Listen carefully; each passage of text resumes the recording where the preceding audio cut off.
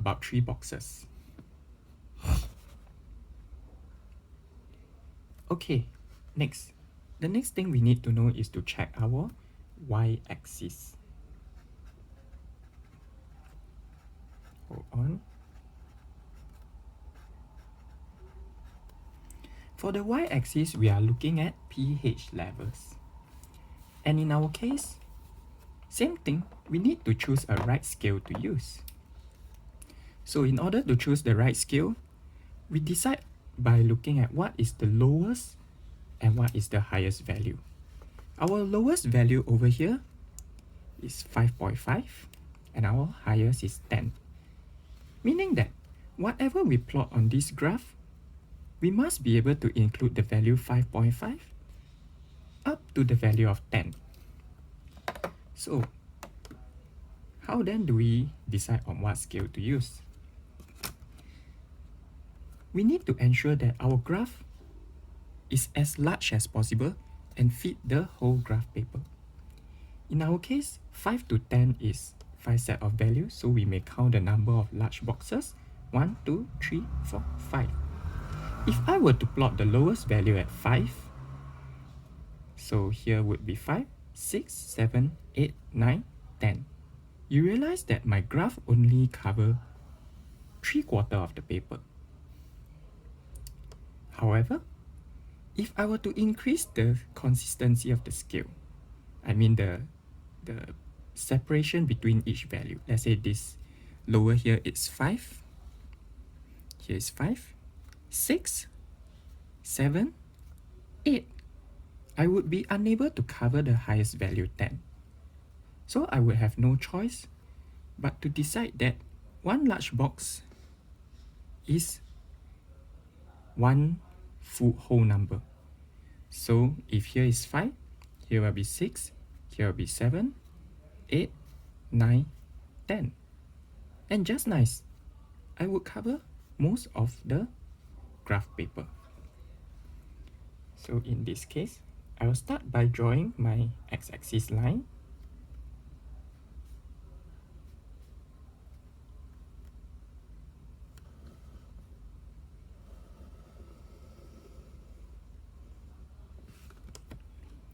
Okay, and let's take the first value at,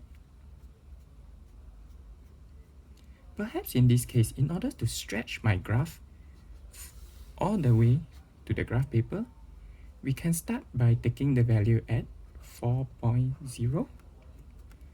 So right at the bottom, 4.0. And the first marking will be 5.0, 6.0, 7.0, 8.0, 9.0, 10.0.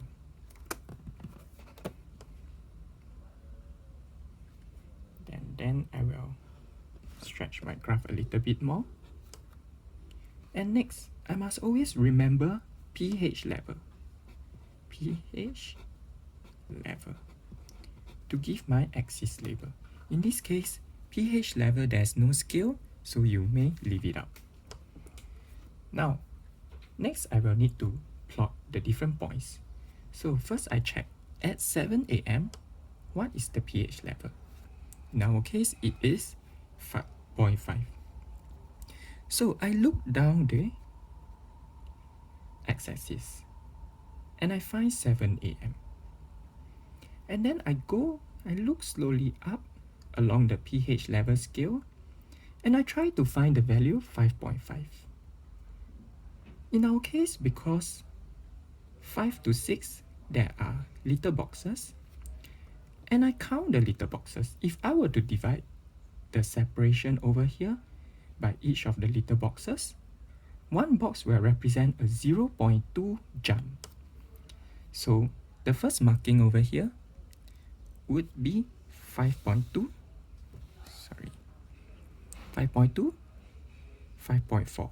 And so 5.5 will be in between the second and third marking.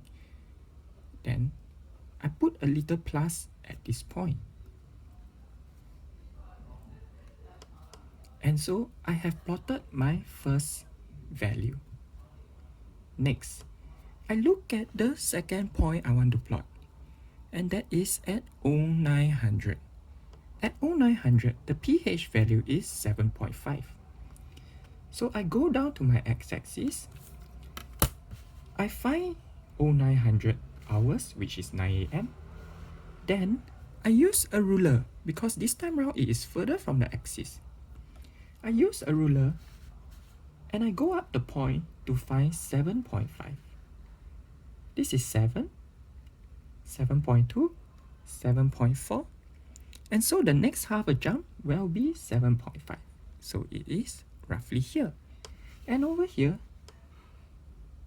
I put a small plus to mark out the point. And I will do the same for the remaining set of values. So at 11 a.m., it is 8.5. In other words, at 11 a.m., I will do the same thing. I'll find 8.0, the pH level 8.2, 8.4, and another half a jump for 8.5. Then I continue on until I got all 7 points well plotted out. 1500, 10.0,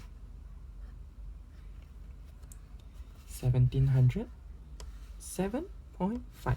You see, now we are so far from the y-axis that I use a ruler to help me mark out the points. And 1900, it dropped back to 7. Okay, having done so, I then use a ruler. And at this time, I start from my first point that I want to plot. I draw a line to connect the 2 points. So I got my first line. And then I connect my second point to the third point.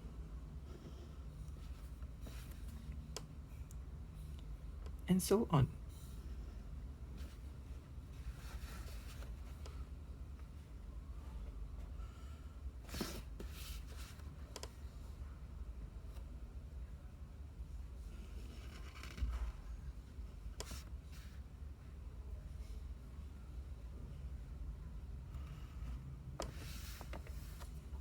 And that is how I get my line graph. So how would you describe this graph?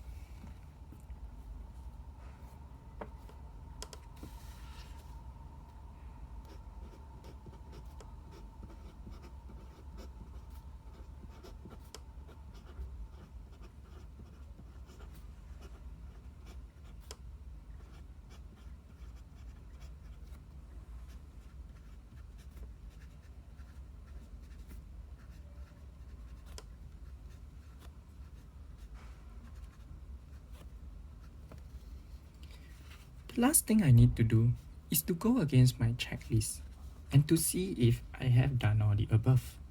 Do I have an appropriate title?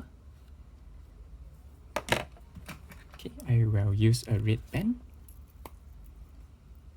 So I have a title. Next, do I have the axis label? pH levels. Are my scale consistent? Yes, they are. Yes, for both sides. Are all range of values needed to be plotted, drawn? Yes. So I got all my range of values. Is my graph large? Yes. And finally, are my plots accurate? Yes. And therefore, I have scored perfect marks in the drawing of this graph. Thank you.